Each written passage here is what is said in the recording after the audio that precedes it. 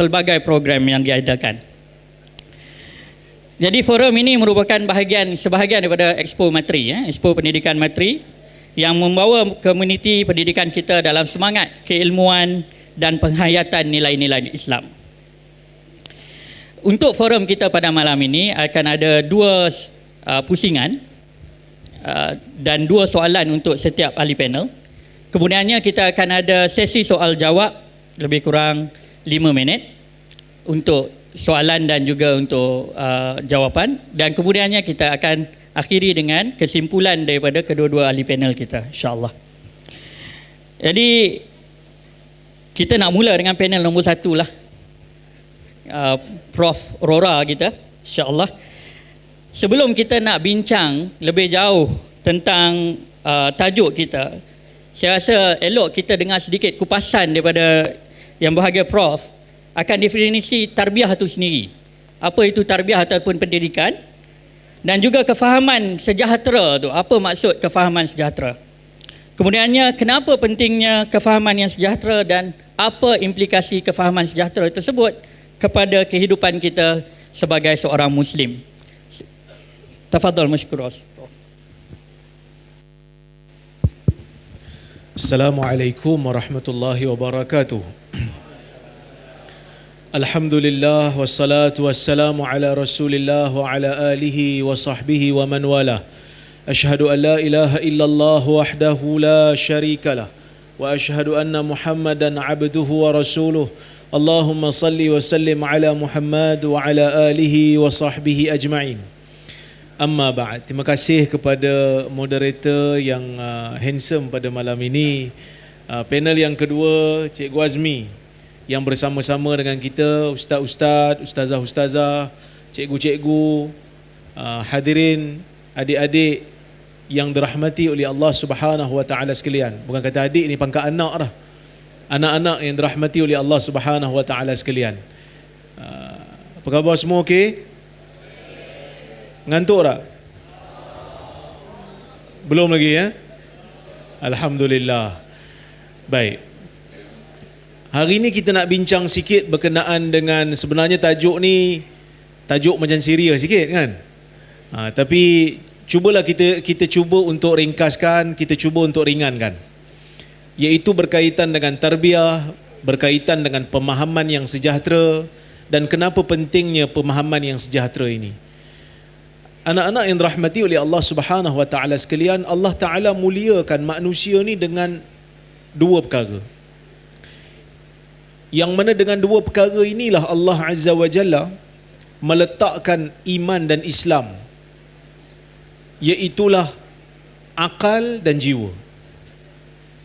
Dalam jasad manusia ini, Nabi SAW sebut adanya segumpal ataupun seketul daging. Fil jasadi mudghah, Nabi kata, inna fil jasadi mudghah, fa idza salahat salahal jasadu kulluh, wa idza fasadat fasadal jasadu kulluh, ala wahyal qalb. Atau kama qala, ketahuilah dalam badan manusia ni ada satu potong daging, yang mana kalau baik maka baiklah dia, kalau buruk maka buruklah dia. Ketahuilah yang itu adalah apa dia? Iaitu adalah jantung. Jantung. Maksudnya Nabi sebut qalb. Nabi tak sebut kabid, Nabi sebut qalb. Qalb tu orang Melayu panggil hati, sebenarnya jantung. Dari sudut fizikal pun betul, dari sudut maknawi pun betul. Maksudnya dari sudut fizikal, jantung ni lah yang pam darah keseluruhan badan. Sebab tu orang dulu-dulu kata, orang tua-tua kata, jantung kita ni sejak ia dicipta oleh Allah Azza wa Jalla, dia tak pernah berhenti. Dia tak pernah berhenti untuk tempoh yang lama, tak pernah. Orang kata waktu bersin berhenti kejap, lepas tu jalan balik. Sebab itu hikmah bila bersin, Nabi SAW suruh ucap hamdalah, alhamdulillah, kerana jantung tu jalan balik.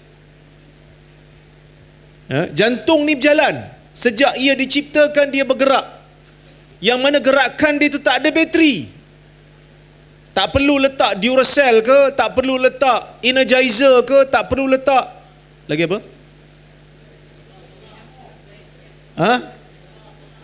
Tak perlu letak solar. Kan? Tak perlu. Dia berjalan. Sebab tu orang tua kata, waktu kita jaga, jantung berjalan. Waktu kita berdiri, jantung berjalan. Waktu kita duduk pun, jantung berjalan. Waktu kita tidur pun, jantung berjalan. Kalau jantung berhenti, kita yang jalan. Allah Azza wa Jalla menjadikan jantung ni sebagai alat yang juga bersifat maknawi. Qalb, kita selalu doa pada Allah, ya muqallibal qulub, tsabbit qalbi ala dinika wa ta'atik. Wahai Tuhan yang membolak-balikkan jiwa, tsabbit qalbi, wahai Tuhan, tetapkanlah jiwaku berada di atas agamamu dan berada di atas ketaatan kepadamu. Kita doa dua benda kepada Allah. Biar berada di dalam agama yang dinamakan sebagai agama Islam, dan supaya berada di atas ketaatan kepada agama ini, iaitu agama Islam. Kerana ada manusia yang namanya Muslim tapi tak berakhlak dengan akhlak Muslim, tidak bersifat dengan sifat Muslim. Ada. Sebab tu kita doa supaya diberikan kekekalan berada di dalam agama ni dan berada di atas ketaatan terhadap Allah Azza wa Jalla dalam agama ni. Bukan hanya minta berada dalam agama, minta taat sekali. Kerana kalau anak-anak tengok hari ni dekat luar, mungkin anak-anak ni tak ada handphone. Boleh bawa handphone pergi sekolah? Tak boleh kan? Jadi sebab tu bila ustaz sebut tadi pasal abang Mazda, abang Tesla semua pakat nganga, apa cerita? Ini cerita-cerita netizen di luar. Jadi sebab tu nampak blur sikit. Tak apa. Duduk dalam ni biar blur tak apa. Yang penting berada di atas ketaatan pada Allah Azza wa Jal. Kan? Di luar sana, ni nak cerita pasal dunia luar. Ni ustaz-ustaz pun tahu, ni cerita keluar dalam Facebook, keluar dalam Instagram, keluar dalam TikTok. Orang-orang perempuan di kalangan muslimah, di kalangan muslimah kita, dah viral dekat Bukit Bintang, hanya semata-mata nak dapat sepotong kunafah, sanggup joget depan Pak Arab. Tahu kunafah? Apa kunafah? Kuih harap tu. Kuih harap tu, nak dapat sepotong kunafah dekat Bukit Bintang, anak-anak dara kita berjoget, bergelek depan-depan orang ramai. Allahu Akbar. Ruginya saya tak dapat tengok. Tu dalam hatilah. Kan main lagi koma.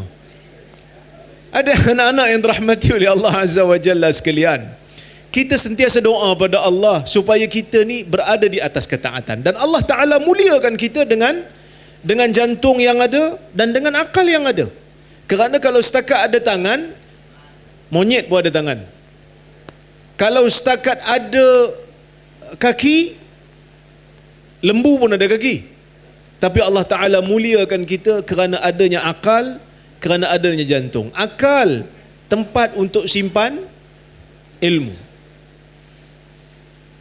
Dia jantung ni yang buat keputusan. Jantung ni yang buat keputusan.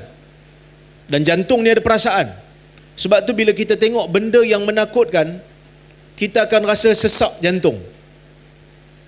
Kalau tengok benda-benda yang menakutkan, takut kat sini ke takut kat sini? Gementar tu di sini kan? Kerana di sini tu ada perasaan. Sini hanya menyimpan dan memberi nasihat pada sini. Dan dia ni ada satu lagi penasihat. Siapa dia? Jantung ni ada dua penasihat. Satu akal, satu lagi?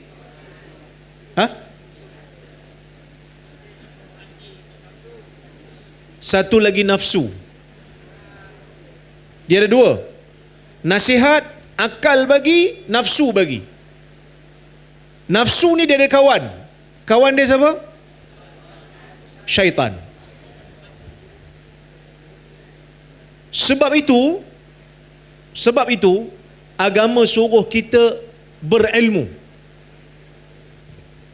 Supaya akal ni bila dia bagi nasihat, nasihat dia dominan. Nasihat dia kuat. Nasihat dia logik. Nasihat dia lebih memberi kesan. Baru jantung boleh pilih.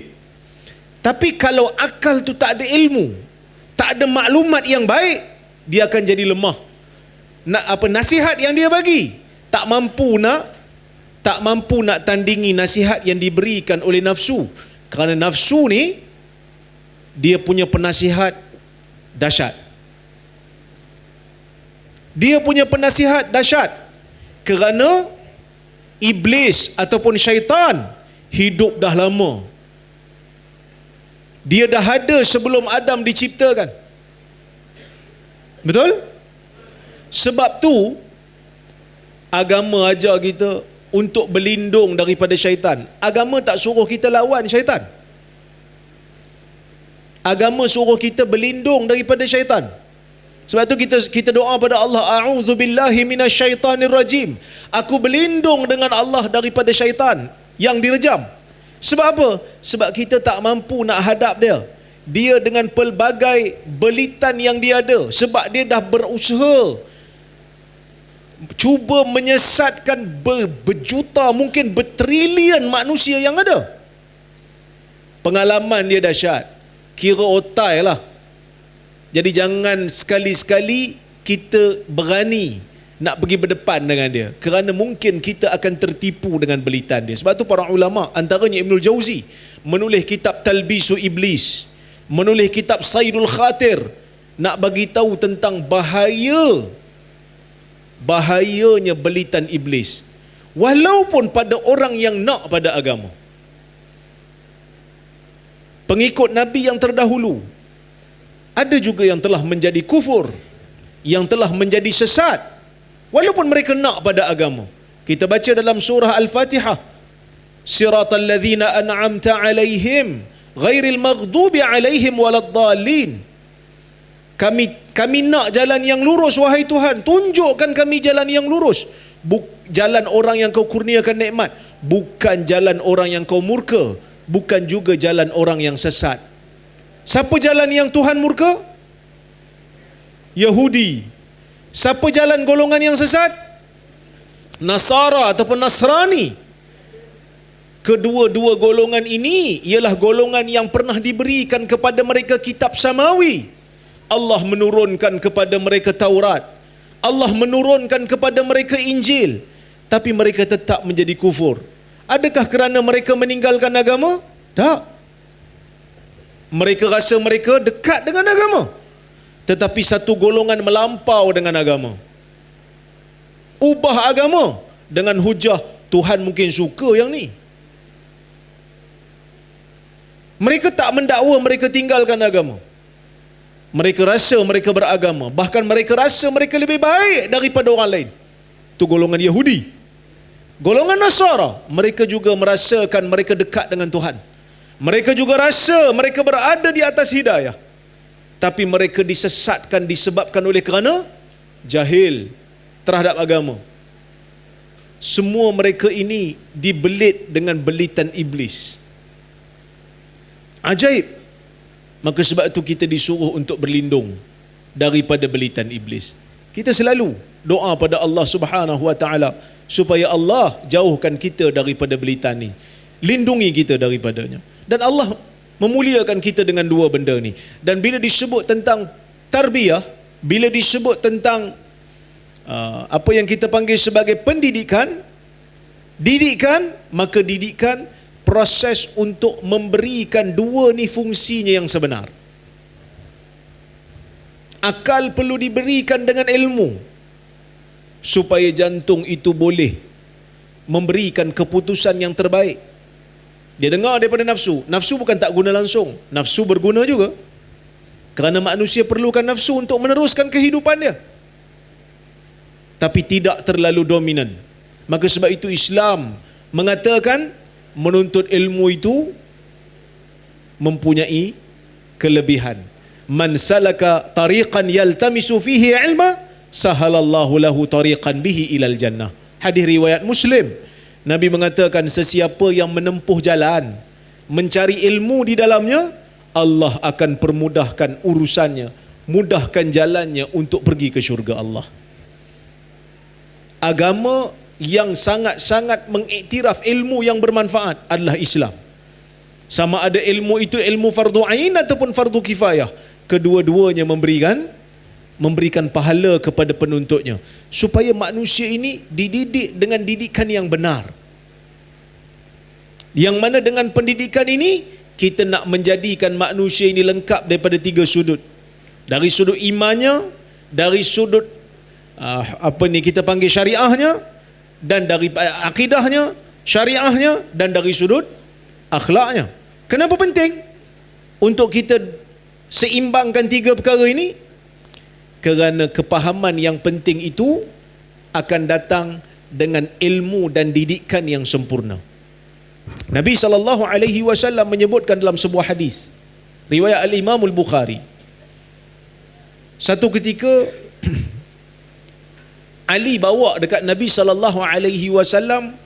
beberapa ketul emas, harta. Nabi SAW sebagai pemimpin di Madinah membedak-bedakkan mah tu. Nabi tak bagi mah tu kepada orang Mekah, Nabi tak bagi mah tu pada orang Ansar. Nabi bagi kepada puak-puak Najd yang baru masuk Islam, Aqra' bin Habis, Uyainah Al-Fazari. Sehingga orang-orang Mekah dan orang-orang Ansar pada masa itu rasa kecil hati. Dan Nabi SAW sebut, ata'allafu, innama ata'allafuhum, aku bagi mereka tu supaya mereka tu kekal dalam Islam, sebab dia orang baru masuk Islam. Datang seorang lelaki nama dia Zul Khuwaisirah, dia kata, i'dil ya Muhammad, berlaku adil lah wahai Muhammad. Maka Nabi SAW tanya dia, faman ya'dil in asait, siapa lagi yang boleh berlaku adil kalau aku bermaksiat pada Tuhan? Adakah Tuhan percaya aku ke atas ahli dunia ni, engkau pula tak percaya? Maksudnya ucapan dia tu adalah ucapan yang mempertikaikan Nabi SAW, seolah-olah macam tak percaya. Sedangkan Nabi tu seorang yang amanah, seorang yang jujur. Maka Khalid bin Walid minta izin kepada Nabi SAW untuk ambil tindakan kat dia. Ada riwayat kata Umar, Ibn Hajar kata boleh jadi dua-dua sekali, nak ambil tindakan kat dia ni, Zul Khuwaisirah. Nabi kata biar, jangan ambil tindakan pada dia. Inna min dhi'i hadha aw aqibi hadha qauman yaqra'una al-Quran la yujawizu hanajirahum yamruquna ad-din muruqas sahmi minar ramiyah. Nabi SAW mengatakan, akan keluar daripada keturunan orang ini, akan keluar daripada keturunan dia, anak cucu dia, satu kaum yang membaca Al-Quran, tetapi bacaan Quran itu tidak melepasi kerongkong. Sampai sini je, dia tak sampai sini. Pemahaman dia pemahaman yang salah, pemahaman dia pemahaman yang cetek. Yamruquna minad-din, mereka akan keluar daripada agama ini, muruqas sahmi minar ramiyah, seperti mana anak panah menembusi sasarannya. Apa yang mereka buat? Yaqtuluna ahlal iman wa yada'una ahlal awthan, mereka membunuh orang-orang yang beriman, sedangkan mereka meninggalkan orang-orang kafir. Dengan hujah, orang-orang beriman bila buat dosa, kafir, maka murtad, bunuh. Siapa golongan ni? Golongan Khawarij. Apa sebab mereka jadi gini? Pemahaman mereka hanya, bacaan mereka hanya di kerongkong, tidak sampai ke jiwa, tak tadabbur, maka menjadi pemahaman mereka itu pemahaman yang sesat, sehingga mereka digolongkan terkeluar daripada ahli sunnah wal jamaah. Jadi sebab itu penting pemahaman yang baik, pemahaman yang sejahtera, supaya kita kekal berada di atas jalan yang Nabi sebut, ma ana alaihi wa ashabi, jalan yang mana aku dan sahabatku berada di atasnya. Wallahu ta'ala a'lam bissawab. Terima kasih Prof atas ulasan sebentar tadi. Jadi kita terus kepada panel nombor 2 kita, Cikgu Azmi. berkaitan sedikit berkaitan sejarah lah cikgu. Dari sudut sejarah pendidikan madrasah Rasulullah, dia tidaklah begitu lama seperti zaman sekarang ni, ya, maknanya ada sekolah rendahnya sampai ke universiti. Tapi hasilnya luar biasa. Ya, apa rahsianya dan mungkin apa juga silapnya kita? Assalamualaikum warahmatullahi wabarakatuh. A'udzu billahi samil alim minasyaitonir rajim. Bismillahirrahmanirrahim. Alhamdulillahirabbil alamin. Nahmaduhu wa nasta'inuhu wa nastaghfiruh wa nastahdihi wa na'udzu billahi min syururi anfusina wa min sayyiati a'malina. May yahdihillahu fala mudilla lahu wa may yudlil fala hadiya lahu. Asyhadu an la ilaha illallah wahdahu la syarika lahu wa asyhadu anna Muhammadan abduhu wa rasuluh. Allahumma rabbi shrah li sadri wa yassir li amri wahlul 'uqdatam min lisani yafqahu qawli. Subhanaka la ilma lana illa ma 'allamtana innaka antal alimul hakim. Terima kasih kepada moderator Encik Fadli ataupun Abang Fadli bagi pelajar-pelajar materi yang berbahagia ini kasihi Dr. Profesor Ruzaimi, pengetua Puan Nasyitah, Timbalan Pengetua Dr. Mazna, Tolong Kanan, guru-guru, para ibu bapa, juga anak-anak pelajar yang dikasihi sekalian. Alhamdulillah, pertama sekali kita panjatkan setinggi rasa syukur. Allah himpunkan kita pada malam ni dalam suasana yang sangat disukai oleh Allah Subhanahu Wa Taala, majlis ilmu. Bagaimana yang Profesor Dr. sebut tadi, man salaka tariqan yaltamisu fihi ilma sahalallahu lahu tariqan ilal jannah, kan? Siapa yang menempuh satu jalan dengan menempuh jalan dia dapat ilmu, Allah mudahkan dia jalan ke syurga. Semua kita nak masuk syurga, betul tak? Jadi kita nak kena apa? Nak kena rasa cinta pada majlis ilmu, suasana-suasana yang menjadikan kita lebih faham din Allah Subhanahu Wa Taala. Jadi insya-Allah sebenarnya malam ni anak ni kira bidan terjun lah. Sepatutnya Ustaz Carihan, tapi Allah izin dia tak apa sihat. Cikgu pun tak apa sihat juga. Ini baring sampai asar. Ni bawa rasa segar sikit. Sebab semalam bawa pelajar-pelajar pergi Bukit Jernih, terasa nak menjala. Bila menjala rumah tak boleh lagi. Jantung kita dia tak sedia lagi. Bangun pagi ni rasa letih sikit. Jadi alhamdulillah, dan cikgu pun rasa gayak juga. Duduk sebelah berpanel dengan Profesor Dr. Ruzaimi. Tapi semoga Allah bagi kita manfaat daripada perkongsian kita pada malam ni. Jadi kalau tengok zaman Rasulullah SAW, kita tengok sahabat-sahabat Nabi kan, kalau di Mekah tu, di mana mereka berkumpul belajar daripada Rasulullah secara intensifnya. Di rumah Arkam bin Abi Al-Arkam. Kalau kita pernah pergi umrah tu, masa turun, masa sa'i tu, masa turun ke bawah tu, nak sampai ke bawah lagi beberapa meter tu, situlah tapak rumah Arkam bin Abi Al-Arkam. Kalau tengok luar tingkap tu ada cermin kan, tengok luar tingkap tu ada taja pada situ ada tiang lampu, itulah tapak rumah Abu Jahal. Maknanya bukan jauh pada rumah Abu Jahal. Ini pun salah satu strategi Rasulullah SAW, pilih tempat yang musuh-musuh tak jangka. Macam perompak buat markah tepi balai polis kan, orang polis cari satu Malaysia tak jumpa, rupanya sebelah. Jadi maknanya di situlah sahabat-sahabat berkumpul. Waktu-waktu yang bukan waktu yang lama, waktu-waktu yang sesuai, waktu malam, mungkin tengah hari dan sebagainya. Kalau di Madinah tu, di Masjid Nabi, biasanya Rasulullah lepas subuh, Rasulullah akan lepas bagi salam, Rasulullah menghadap sahabat-sahabat, tengok ada yang tak hadir, ada yang hadir. Kadang Rasulullah minta sahabat cerita mimpi, Rasulullah terjemahkan mimpi. Kadang-kadang Rasulullah bagi tazkirah yang menyentuh hati. Kemudian Rasulullah akan balik, temui isteri dia seorang demi seorang sebagai suami yang terbaik. Rasulullah balik ke masjid pula ketika waktu duha. Di situlah bermulanya pengajian, dan tak lajak sampai zuhur. Jadi maknanya tempoh yang tidak begitu lama. Dan ada sahabat-sahabat, contohnya Ibn Abbas contohnya, dia tak lama dengan Nabi SAW. Sebab apa? Abbas jadi pemimpin di Mekah. Tapi kita tengok walaupun didikan tidak lama, tapi lahir pribadi-pribadi yang begitu hebat dan begitu luar biasa. Jadi apa rahsianya? Jadi cikgu nak kongsikan 3 poin besar lah.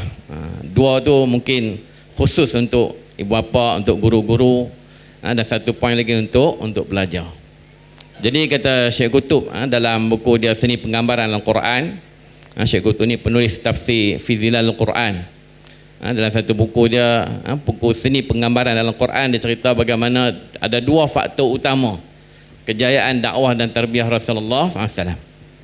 Pertama adalah kepribadian Rasulullah itu sendiri sebagai murabbi, sebagai pendidik yang penuh dengan rasa cinta, rasa kasih kepada umatnya, dengan keindahan budi pekertinya, dengan kesabarannya. Yang kedua adalah Al-Quran sebagai manhaj, sebagai kurikulum utama. Ini disentuh oleh Syekh Qutb. Ini dua poin besar. Yang ketiga yang juga nak tambah adalah penyerahan diri para sahabat radhiyallahu anhum untuk dididik, untuk diasuh oleh Rasulullah SAW. Ini khusus untuk pelajar ni. Kalau tidak ada penyerahan diri, maka proses tarbiyah sebenarnya tidak berlaku.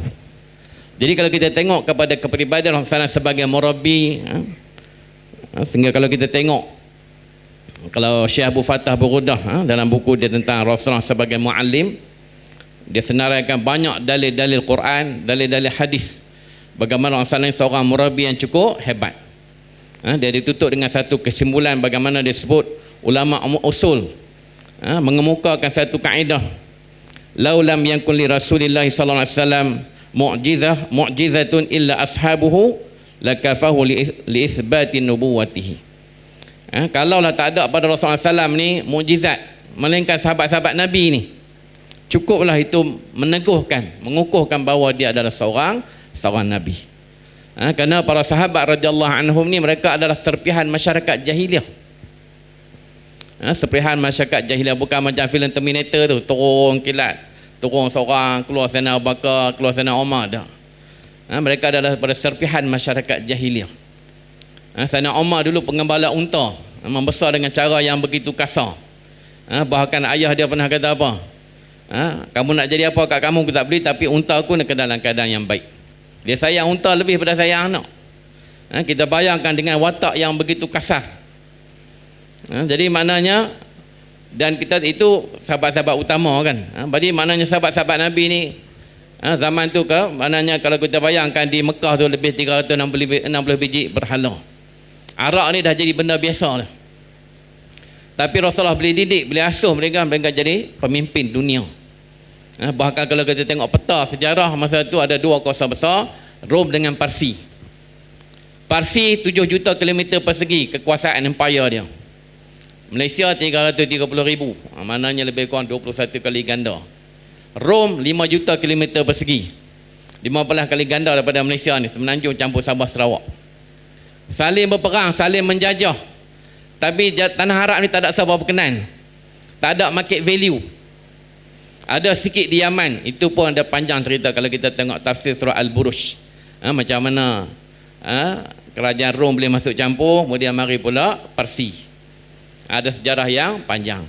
Tapi nak cerita masyarakat Arab, mana Jazirah Arab ni tak ada market value. Tapi bagaimana Rasulullah boleh didik mereka ni sehingga jadi manusia-manusia yang cukup hebat, bahkan memimpin dunia. Kalau zaman Rasulullah tu sampai seluruh Jazirah Arab. Zaman Sayyidina Abu Bakar dah mula mencabar kekuasaan Parsi. Dan kemudian Rom, peperangan Yarmouk pada masa tu. Bersambung Sayyidina Umar berkembang sampai kita tengok sampai kerajaan Uthmaniyah dan sebagainya, Islam terus berkembang. Jadi ini merupakan satu pencapaian luar biasa. Kenapa? Kerana kata Syekh Qutb, pertamanya adalah kepribadian Rasulullah sebagai murabbi. Orang yang penuh rasa cinta, rasa kasih kepada manusia. Bahkan Rasulullah pernah sebut dalam satu hadis, dia kata, mafhumnya, dia kata, aku dan umat ni seperti seorang lelaki yang menyalakan unggun api. Bila api itu menyala, banyak kalkatu, banyak serangga-serangga yang cuba terbang masuk ke dalam api tadi. Rasulullah SAW kata dia cuba menahan, tapi banyak yang masuk ke dalam api dan binasa. Jadi maknanya Rasulullah meletakkan diri dia sebagai orang yang pertahankan kita daripada api neraka Allah Subhanahu Wa Taala. Rasulullah korbankan harta benda dia, bahkan dalam banyak peristiwa Rasulullah luka parah dan sebagainya. Kenapa? Nak menyelamatkan umat daripada api neraka Allah Subhanahu Wa Taala. Jadi itulah satu ciri besar pada Rasulullah, iaitu rasa cinta, rasa kasih kepada umat dia. Bila kita sebagai guru, sebagai murabbi, bila ada rasa cinta, rasa kasih pada pelajar, insya-Allah dia akan datang kekuatan-kekuatan yang lain. Dia akan datang rasa kesabaran kita, keprihatin dan kepedulian kita kepada anak-anak pelajar dan sebagainya. Rasa ambil berat dan sebagainya. Dan ini merupakan kekuatan-kekuatan yang kena ada pada murabbi, sama ada guru ataupun ibu bapa di rumah. Kerana tugas mendidik ini bukan hanya untuk guru. Bahkan ibu bapa adalah madrasah pertama bagi jiwa anak-anak. Kalau tak percaya, kalau mak ayah ada sini yang tengok online kan, cuba tengok masa anak kita marah, muka macam siapa? Sebiji muka mak kan muka ayah. Dia salah satu. Dia tak ikut orang lain. Jadi pengaruh ibu bapa begitu besar pada anak-anak dan juga pengaruh guru. Jadi mana pentingnya kita membina kepribadian sebagai murabbi. Yang kedua, kita tengok di sudut kemurabbian Rasulullah SAW. Rasulullah mendidik para sahabat ni, Syekh Abu Fattah Abu Ghudah senaraikan berpuluh-puluh teknik. Sekarang ni kita lalu dengar kan sejak beberapa tahun kebelakangan ni tentang active learning. Rasulullah dah buat lama dah.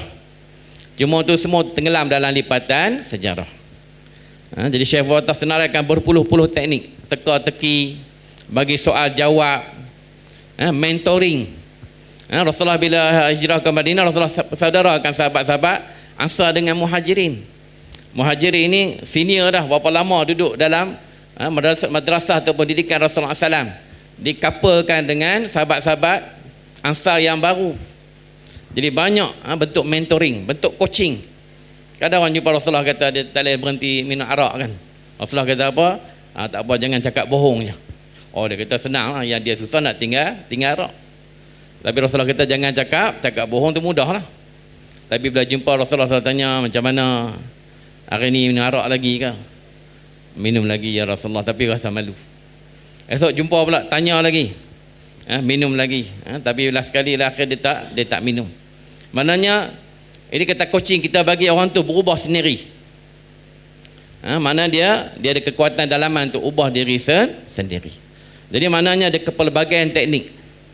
Rasulullah SAW maknanya bukan berkhutbah sepanjang sesi khutbah, ceramah. Tak.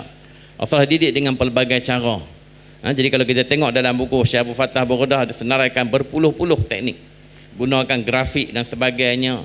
Jadi satu pendekatan yang cukup interaktif, yang cukup aktif, bahkan cukup deep, cukup mendalam. Itu yang pertama dari segi kemurabbian. Rasulullah sebagai murabbi. Yang keduanya bagaimana Al-Quran sebagai kurikulum yang utama. Sumber didikannya daripada Al-Quran, tidak daripada sumber yang lain. Sebab tu pernah ketika Sayyidina Umar dia pegang kitab Zabur kan, masa tu kitab Taurat. Rasulullah tengok masa tu Rasulullah berubah muka dia. Rasulullah kata apa? Kalau Nabi Musa ada sekarang pun dia akan ikut aku. Begitulah Rasulullah menjaga para sahabat ni supaya merujuk hanya kepada Al-Quran saja. Dan hadis Rasulullah sebagai penterjemahan praktikal kepada kefahaman mereka tentang Islam. Lepas tu kalau kita tengok Al-Quran ni merupakan mukjizat. Mana ada Nabi lain tinggal mukjizat untuk umat dia. Tapi kita umat Islam ni Rasulullah tinggalkan kita Al-Quran. Jadi maknanya kalau tengok Al-Quran, satu benda yang cukup unik. Kenapa? Dia dah proven dah. Dia telah melahirkan satu generasi yang cukup hebat. Lepas tu kalau kita tengok Al-Quran, 1/3 daripada Al-Quran adalah kisah-kisah, hampir 1/3 pada Al-Quran kisah-kisah umat yang terdahulu. Jadi maknanya Al-Quran ni banyak cerita. Dan hampir ke semua cerita-cerita ni turun zaman Mekah. Jadi kita boleh bayangkan sahabat-sahabat dididik dengan kisah. Tapi kisah-kisah yang benar-benar menghidupkan iman, membina hubungan hati mereka dengan Allah Subhanahu Wa Taala. Kalau kita ambil satu contoh surah Al-Qasas kan, surah Al-Qasas ni tentang kisah kan. Surah Al-Qasas ni kalau tengok di awalnya kisah Nabi Musa dengan Fir'aun. Fir'aun ni nak bunuh Nabi Musa sejak Nabi Musa tak lahir lagi. Dia rampas semua kekayaan Bani Israel, dihimpun kuarantin mereka di satu kawasan. Kemudian dia kerahkan beratus-ratus bidan pergi tengok. Kalau ada wanita-wanita mengandung, cuba cek. Kalau lahir anak lelaki, dibunuh, anak perempuan dibiar hidup. Tapi bila dah ramai kanak-kanak lelaki daripada Bani Israel dibunuh, akhirnya hak tua makin mati, hak yang muda tak ada. Lalu masyarakat dia komen pula, wahai tuanku, kalau kita bunuh semua, siapa nak jadi hamba? Jadi kemudian Fir'aun bagi cuti setahun. Cuti setahun tu lahirnya Nabi Harun, bukan Nabi Musa. Nabi Musa ni lahir tahun tak cuti. Lahir pula Allah perintahkan mak dia hanyutkan Nabi Musa, hanyut dalam sungai, pergi ke istana Fir'aun. Membesar dia istana Fir'aun. Orang yang nak bunuh tu membesar di istana dia sendiri. Bahkan kata apa, Syekh Muhammad At-Tahir, penulis buku kisah-kisah Al-Quran. Nabi Musa ni dilindungi oleh tabir yang begitu nipis. Sebab dia isteri Fir'aun. Kerana kasih kepada Musa, Nabi Musa, dia tak bagi Fir'aun apa-apa kan Nabi Musa. Jadi kita tengok kisah-kisah ni turun ketika sahabat-sahabat Nabi diseksa, dizalimi dan sebagainya. Dan kisah ni membina satu keyakinan bahawa tidak ada siapa yang boleh sentuh takdir Allah Subhanahu Wa Taala. Tak ada siapa yang boleh ubah. Apa yang Allah janjikan pasti akan berlaku. Menjadikan sahabat-sahabat lebih kental jiwa mereka, kerana mereka yakin dengan janji-janji Allah Subhanahu Wa Taala.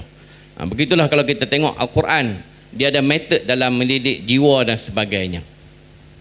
Dan yang ketiga adalah penyerahan diri kepada tarbiyah. Ini yang penting bagi pelajar-pelajar lah. Kalau tidak ada tarbiyah, proses tu tidak berlaku sebenarnya.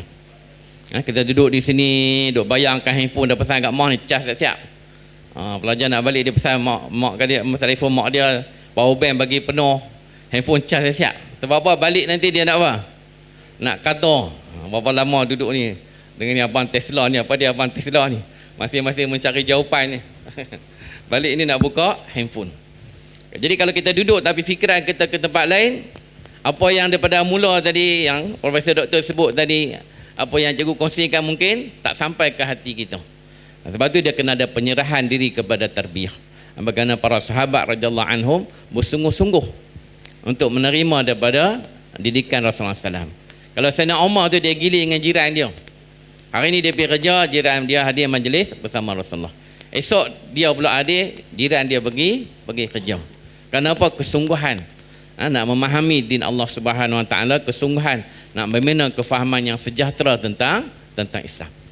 Ya Allah alam, sekadar itu dulu, insya-Allah serah balik kepada moderator insya-Allah.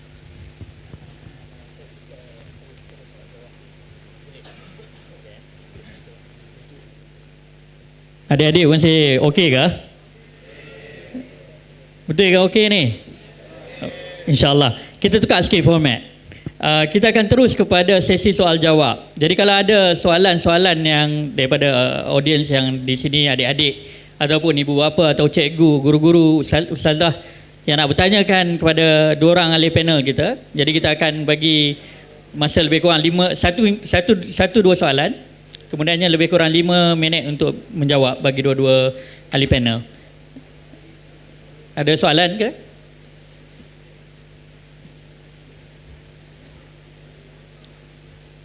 Kalau yang adik-adik puteri tu ada soalan boleh tulis nanti ada petugas akan ambil. Adik-adik lelaki yang putera ni,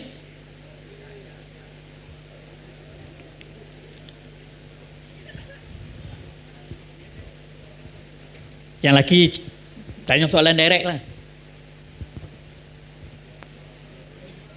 Nyatakan nama, tingkatan berapa. Assalamualaikum warahmatullahi wabarakatuh. Nama saya Muhammad Aufa bin Muhammad Fazil. Saya tingkatan 3. Ada sikit soalan. Kenapa Imam Syafi'i mensunahkan kunut subuh sedangkan ada yang kata bid'ah? Boleh ke? Macam mana, Prof? Boleh? Soalan untuk Prof lah Baik, terima kasih kepada Aufa. Aufa yang bertanya tentang kunut subuh. Sini kunut subuh tak? Baik. Hadis ialah sesuatu yang diriwayatkan daripada Nabi sallallahu alaihi wasallam. Sesuatu yang disandarkan kepada Nabi sallallahu alaihi wasallam sama ada berbentuk perkataan, perbuatan ataupun perakuan.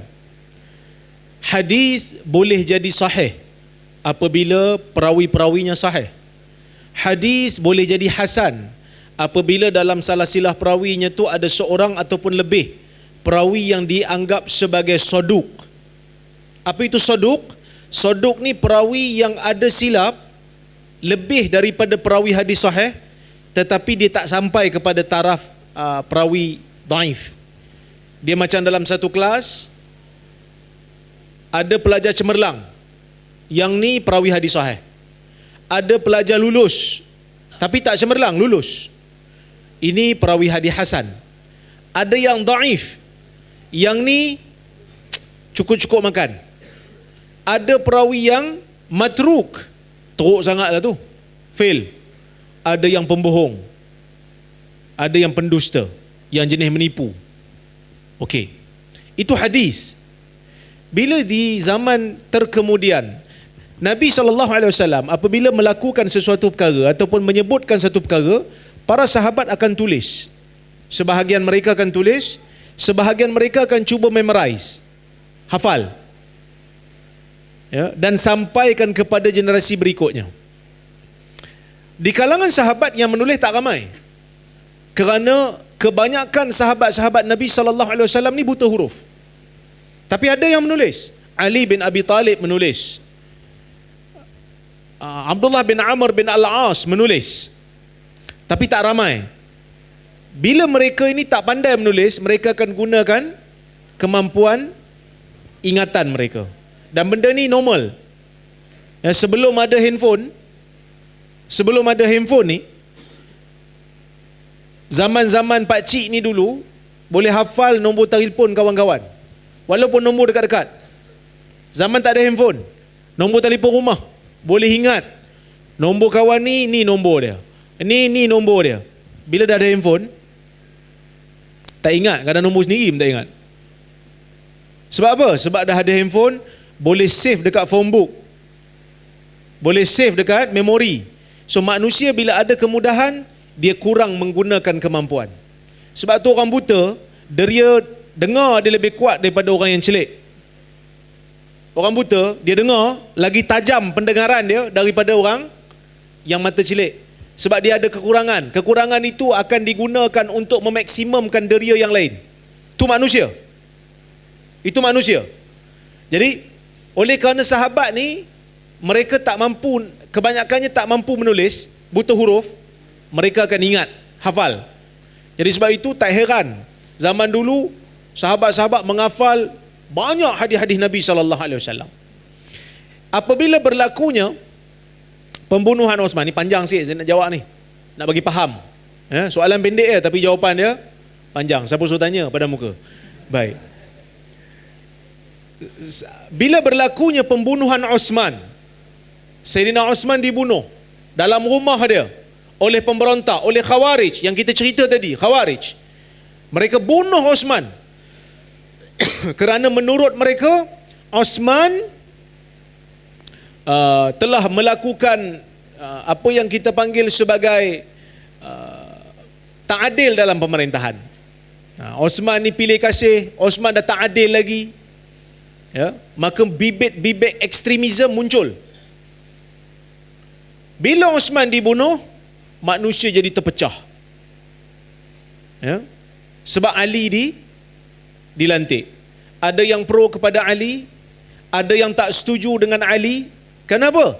Kerana bila Osman dibunuh, Ali tak terus mengambil tindakan untuk siasat siapa pembunuh Osman. Bukan, sorry, saya tarik balik perkataan tu. Ali tidak mengambil tindakan kepada pembunuh Osman. Pada masa tu Aisyah pun pelik. Kenapa Ali tak ambil tindakan? Ali pada masa itu merasakan perlu ada siasatan yang lebih terperinci. Kerana pembunuh Ali ini bukan seorang, dia ada pakatan. Yang bunuh Osman ni, sorry, dia ada pakatan. Jadi Ali terpaksa untuk stabilkan negara dulu, cari pakatan ni. Tapi masa tu tak ada WhatsApp group, jadi Aisyah tak boleh nak tanya direct. Tak ada Twitter, tak ada Facebook, Pada masa tu Aisyah mula untuk keluar tanya Ali. Dia bawa lah kawan-kawan yang lain, sahabat-sahabat yang lain. Akhirnya bila Ali jelaskan, Aisyah terima. Tapi orang-orang yang terpengaruh dengan Abdullah bin Sabah pada masa itu, Abdullah bin Sabah ni lah yang menggerakkan ni supaya orang bunuh Osman ni. Abdullah bin Sabah pada masa tu dia kata, aku bunuh Osman ni supaya orang Islam bergaduh. Tapi orang Islam tak bergaduh pula. Jadi pada waktu malam mereka buat pakatan. Aisyah berkampung sekejap sebelum balik semula ke Madinah. Sebab zaman dulu kan musafir jauh kan. Jadi perlu cari air, perlu cari bekalan makanan, nak balik semula ke Madinah ni.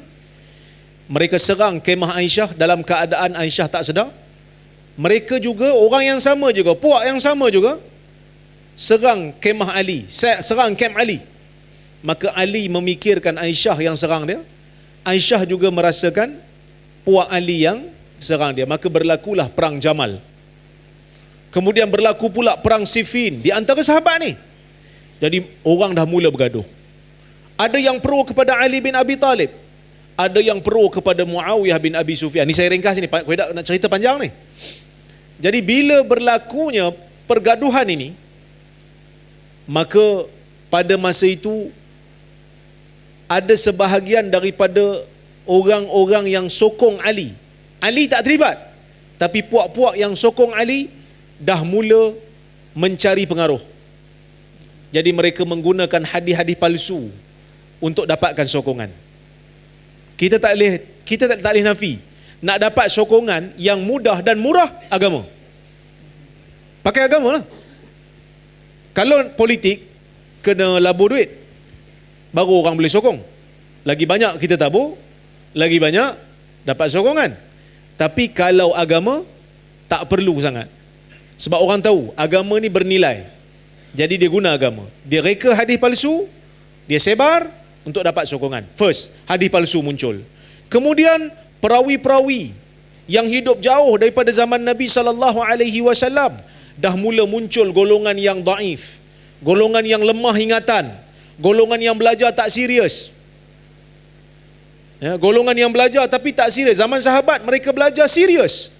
Abu Hurairah kata, di mana ada tangan aku, di mana ada tangan Nabi, di situ ada tangan aku. Aku melazimi Nabi SAW, kuntu ulazimu Rasulullah SAW, ala mil'i batni. Aku melazimi Nabi waktu walaupun perut aku lapar. Abu Hurairah pengsan dekat depan Masjid Nabawi. Dalam kawasan Masjid Nabawi bahagian depan, di antara mimbar. Kerana terlalu lapar. Sebab dia tak sempat makan, dia pergi belajar. Orang sekarang pergi belajar tak sempat, pergi makan tak sempat belajar. Abu Hurairah pergi belajar tak sempat makan. Maka muncul golongan-golongan yang daif. Jadi ulama-ulama hadis pada ketika itu mula merumuskan kaedah-kaedah baru dalam ilmu hadis untuk menjaga keaslian hadis. Mereka memperkenalkan sanad. Kata Muhammad bin Sirin, kana an-nas la yas'aluna 'anil isnad hatta idza waqa'atil fitnah faqalu sammu lana rijalakum fayunzar in kana min ahli sunnah fayu'khadhu hadithu wa in kana min ahli bidah fayuraddu hadithu. Manusia tak pernah bertanya tentang sanad, tak pernah tanya pun tentang salah silah perawi, sehingga bila berlakunya bencana pembunuhan Osman, mereka mula mengatakan, sammu lana rijalakum, namakan kepada kami perawi-perawi kamu. Kami nak tengok, kalau ahli sunnah kami terima, kalau bukan ahli sunnah kami akan tolak, kalau ahli bidah kami akan tolak. Maka pada ketika itulah munculnya sanad. Sebelum tu ada sanad, tapi tak begitu diambil berat, kerana orang-orang semua baik-baik belaka, ingatan kuat belaka. Tapi bila sampai zaman kemudian, maka manusia dah mula lemah ingatan, belajar tak bersungguh, belajar tak begitu menumpu. Maka ulama-ulama hadis telah mula satu ilmu yang menyusun satu ilmu yang baru yang dinamakan al-jarh wa ta'dil. Ilmu mengkritik perawi-perawi hadis, ilmu memuji perawi-perawi hadis. Yang mana yang dikira sebagai perawi hadis sahih diletakkan sebagai perawi hadis sahih, yang mana yang dhaif akan diletakkan sebagai perawi yang dhaif. Maka muncullah kitab-kitab seperti Ad-Du'afaul Kabir karya Al-Imam Al-Uqaili. Macam-macam kitab muncul bermula daripada zaman awal sehinggalah zaman terkemudian. Maka bila perawi-perawi hadis ni dah ada yang daif, maka riwayat mereka pun adalah yang daif. Dan ada perawi-perawi ini yang ulama berbeza pendapat. Ada yang kata dia okey, ada yang kata dia tak okey. Sebab apa? Sebab mereka berbeza dalam penilaian. Saya bagi contoh, umpamanya Muhammad bin Humaid Ar-Razi, seorang yang datang daripada kota Rai. Sebahagian ulama mengatakan dia adalah perawi yang dipercayai. Riwayat dia okey. Tapi Abu Zur'ah Ar-Razi yang datang daripada negeri dia sendiri mengatakan dia adalah perawi yang ditolak riwayatnya. Sama juga seperti Ibrahim bin Abi Yahya. Ada ulama yang menolak, kebanyakan ulama tolak riwayatnya. Tapi ada yang terima, antaranya Al-Imam Syafi'i rahimahullah. Maka penilaian terhadap perawi ini juga merupakan ijtihad di kalangan para ulama hadis. Ada yang terima, ada yang tolak. Kenapa yang ni terima, yang ni tolak? Boleh jadi dia jumpa hanya sekejap, dia nampak okey, dia terima. Yang tolak, dia dah lama dengan perawi itu, dia tahu. Mungkin masa dia jumpa, masa perawi ni tengah muda, tengah sihat, tengah okey. Perawi yang datang, ulama yang datang kemudian, dia nilai perawi itu sudah nyanyuk. Saya bagi satu contoh, ni cerita Imam Ahmad dengan Yahya bin Ma'in, sahabat dia. Cerita ni siapa yang duduk kat luar dia biasa dengar. Saya selalu cerita benda ni. Tapi tak apalah, anak-anak mungkin tak pernah dengar cerita ni. Imam Ahmad bin Hanbal, pengasas pada mazhab Hanbali. Dia ni ulama hadis. Dia dengan Yahya bin Ma'in, sahabat dia. Dua-dua ni ulama hadis. Dia orang nak pergi tes ingatan seorang guru hadis yang terkenal. Nama dia Fadl bin Dukain. Fadl bin Dukain ni perawi hadis yang terkenal. Ingatan hebat, tapi dia dah tua. Jadi Imam Ahmad dengan Yahya bin Ma'in pun nak pergi tes, dia ni dah nyanyuk ke belum. Sebab kalau dah nyanyuk, nak buat catatan, bagi tahu kat umat dia sudah nyanyuk, jangan ambil riwayat daripada dia. Jadi dia orang ni pun datang tes. Sebelum dia orang nak jumpa Fadl bin Dukain, dia jumpa dengan khadim dulu. Dia jumpa dengan khadam. Khadam, kau pergi ambil buku Tok Syekh, buku hadis. Zaman dulu Tok Syekh ni ada yang hafal dengan dada, ada yang tulis dalam kitab tapi tak hafal. Ada yang dua-dua, kitab pun tulis, hafal pun hafal. Jadi dia orang pun kata, khadam, kau pergi ambil buku. Kau pergi ambil buku Tok Syekh kau. Dia pun ambil. Buku zaman dulu bukan macam zaman sekarang ada seal. Buku zaman dulu lembaran-lembaran kertas. Kan? Jadi dia orang pun bila dapat buku Tok Syekh, dia ambil satu kertas, dalam tu ada hadis. Dia masukkan dalam buku Tok Syekh. Yang bukan hadis Tok Syekh. Lepas tu dia bagi kat khadam, okey, pergi simpan balik. Dia orang pun pergi jumpa dengan Tok Guru Fadl bin Dukain. Jadi masa tu Fadl bin Dukain ada dalam rumah dia. Dia pun kata, Syekh apa khabar? Baik. Kami datang, kami penuntut ilmu hadis, kami datang nak dengar hadis. Boleh. Khadam, tolong ambil buku. Khadam tu pun ambil lah buku tadi tu. Syekh pun baca satu. Imam Ahmad dengan Yahya bin Ma'in duduk depan Syekh. Sampai dekat lembaran yang dia pemasukkan tadi. Dia tengok hadis tu. Dia tengok dua orang ni. Dia kata, ni bukan hadis aku. Maksudnya dia masih ingat. Kalau dia baca juga, Imam Ahmad akan kata dia lupa. Sebenarnya yang punya idea tu bukan Imam Ahmad. Yang nak masukkan benda tu adalah Yahya bin Ma'in, kawan dia. Jadi Fadl bin Dukain dia baca-baca, ni bukan hadis aku. Dia tengok Imam Ahmad, orang tua kan, muka kau muka orang baik, bukan kau buat. Ni mesti kerja kau. Dia terajangnya Yahya bin Ma'in jatuh daripada tempat duduk dia. Itulah ulama hadis. Menjaga hadis, menilai perawi sampai sanggup kena terajang. Tu cerita. Okey. Sampai sini faham Okey. Panjang ni cerita ni kan. Tapi tak apa, sikit lagi. Jadi bila ada perawi yang ulama berbeza pendapat, ada yang kata okey, ada yang kata tak okey, maka begitulah keadaannya cerita kunut subuh ni. Kunut subuh ni macam inilah juga cerita dia. Dia ada datang beberapa jalur. Ada jalur yang terlalu lemah, ditolak. Ada jalur yang ulama berbeza. Macam jalur Abu Daud. Anas bin Malik kata, kana an-nabiy sallallahu alaihi wasallam yaqnutu fil fajr hatta faraqa ad-dunya. Nabi SAW sentiasa berkunut di waktu fajar sehingga Nabi meninggalkan dunia. Tapi riwayat ni, jalur ni, ulama berbeza pendapat. Kerana dalam sanad dia ada seorang perawi yang nama dia Abu Ja'far Ar-Razi. Dia bukan orang jahat, tapi ingatan dia tu dipertikaikan. Ada yang terima seperti mazhab Syafi'i dan Maliki, ada yang tak terima seperti mazhab Hambali dan juga Hanafi. Kan? Kenapa Hambali dan Hanafi tak terima? Kerana menurut mereka, ramai di kalangan sahabat dan juga tabi'i yang tak tahu pun cerita kunut subuh ni. Imam Syafi'i terima, Imam Malik terima, tapi Hambali dengan Hanafi tak terima. Inilah ijtihad dipanggil. Cuma kalau tanya pada saya, kan, kalau tanya pada saya lah, saya cenderunglah pada pendapat Hambali. Sebab apa? Sebab Abu Ja'far Ar-Razi ni memang perawi yang dipertikaikan, tu yang pertama. Yang keduanya, Nabi SAW ni solat subuh setiap hari. Nabi solat subuh ni setiap hari. Boleh orang kata apa? Menjadi amalan yang berterusan. Kan? Jadi kalau Nabi tu solat subuh berkunut, dah tentu riwayatnya banyak. Dah tentulah riwayatnya banyak. Sebab sahabat dengar.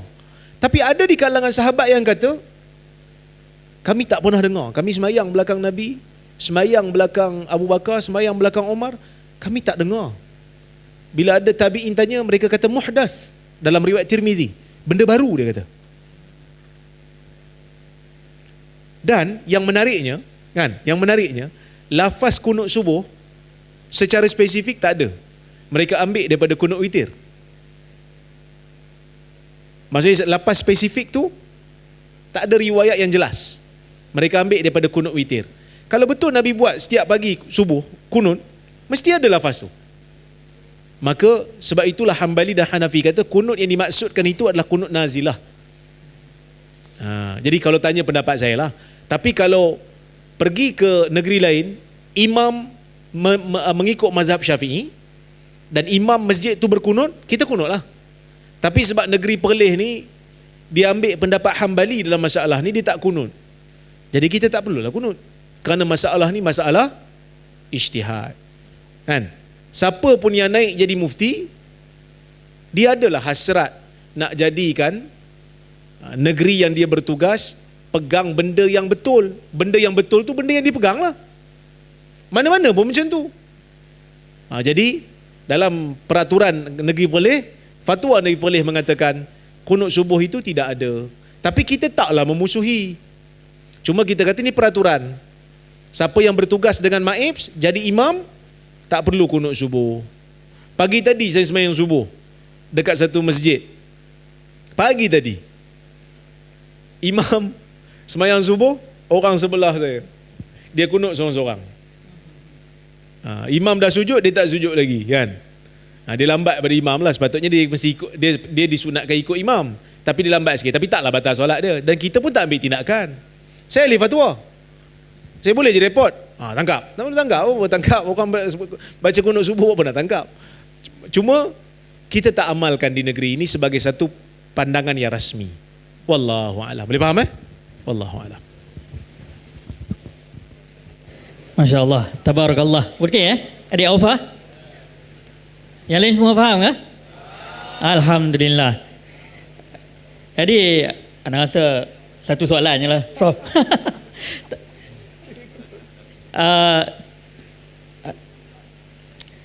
Kita dah pukul 11 11, masya-Allah, 11 lebih dah. Jadi saya nak ucapkan terima kasih lah kepada dua-dua ahli panel kita, Prof. Dr. Royal Zaimi dan juga Cikgu Azmi atas perkongsian pada malam ni. Ada anak-anak rasa kena panggil semula ni. 1 jam tak cukup. Terutamanya kita rasa pengajian dari sudut hadis dan sebagainya, kita boleh panggil semula Dr. Royal Zaimi untuk berkongsi dengan adik-adik. Dan mungkin ada yang ramai yang berminat dengan soalan-soalan yang terbuku, terutamanya yang ramai daripada, ada yang luar daripada Kedah, daripada Perlis ke? Ada. Mungkin ada soalan-soalan lah. Tapi kita tak sempat lah malam ni, minta maaf. InsyaAllah lain kali. Jadi sekali lagi saya nak ucapkan terima kasih kepada Prof. Dr. Rozaimi dan juga Cikgu Azmi di atas kehadiran pada malam ini dan berkongsian bersama-sama dengan kita. Cuma sedikit penutup lah. Jadi tarbiyah adalah sangat penting, dan tarbiyah ni bukanlah hanya maknanya perkongsian ilmu ataupun perpindahan ilmu sahaja, tetapi dia adalah untuk membentuk diri kita dan kemudiannya kita menjadi hamba yang lebih dekat kepada Allah Subhanahu Wa Taala, insya-Allah. Jadi sedikit serangkap pantun lah. Dari Kedah ke Pekan Berseri, beli suasa di tebing tinggi. Selesai sudah tugas diberi, di lain masa bersua lagi. Jadi ana selaku moderator pada malam ni memohon ampun dan maaf jika terdapat sebarang kesalahan, salah dan silap sepanjang mengendalikan majlis ni pada malam ini, insya-Allah.